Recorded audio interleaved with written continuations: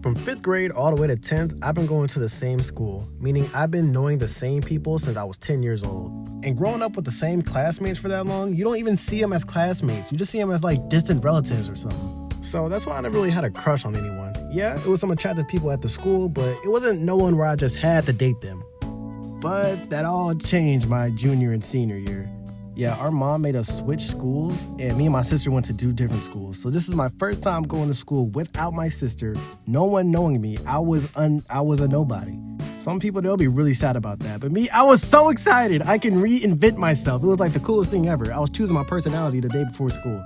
So to make a long story short, I met this girl, and I'm gonna call her Allie in this video. She was like one of the coolest people ever who had like the weirdest obsessions. She was obsessed with Hello Kitty, Japanese snacks, and Francine from American Dad. I don't know why, but that was just her spirit animal for some reason.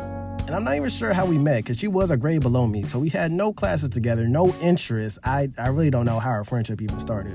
But it was cool though. I made a new friend at a new school. That was awesome. That was on my bucket list. And I remember it was starting to get cold outside. It was either November or December, and that's when my feelings for her started to grow.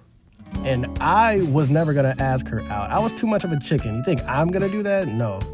But drunk me would do that. Sober Saint, yeah, no, he's like the quietest person ever. Drunk Saint, that's like, you need to watch out for that guy. Now, before you start assuming, I'm not an alcoholic. I've only been drunk twice my whole life, and this time was the second time. To make an even longer story short, I went to my brother's wife's house to celebrate Christmas with her family, and these guys knew how to party. They were drunk all the time. And so I kind of got peer pressured, but in a fun way.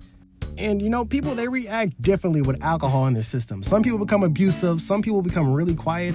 I just started telling people I love them for some reason. So the whole time I'm drunk, I'm thinking about Allie. So I text her on Instagram, and just the text messages cringe. I cringe looking back at them.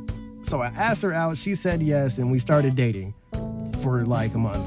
Guys, this was my first relationship. I didn't know what I was doing. Some people are just better off your friends. You don't always have to make a close relationship with everybody. A best friend is probably all you need right now.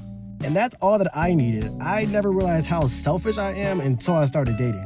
That sounds really bad, but I was a terrible boyfriend. I never wanted to go on dates or spend just time with her. I always liked being by myself. I hated sharing. I was just like, ugh, why am I doing this? So, like the horrible boyfriend I was, I broke up with her on Valentine's Day. Again, we dated from Christmas to Valentine's Day, so a very, very short window. And I guess I finally built the courage to break up with her. But I chose the worst day. I chose the day of romance. Why couldn't I just wait the day after? And the worst part is, after I broke up with her, it started raining that day. And I was like, oh my God, this girl probably hates my guts. And I don't blame her, because I would have hated me too. I was terrible to her. And you would think I would have learned my lesson, but I was a stupid high school guy. I dated a girl the next year.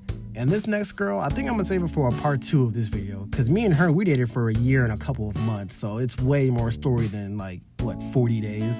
And now I'm just filled with so much regret, because looking back at it now, I wish me and Allie were still friends, but after we broke up, we never talked to each other ever since.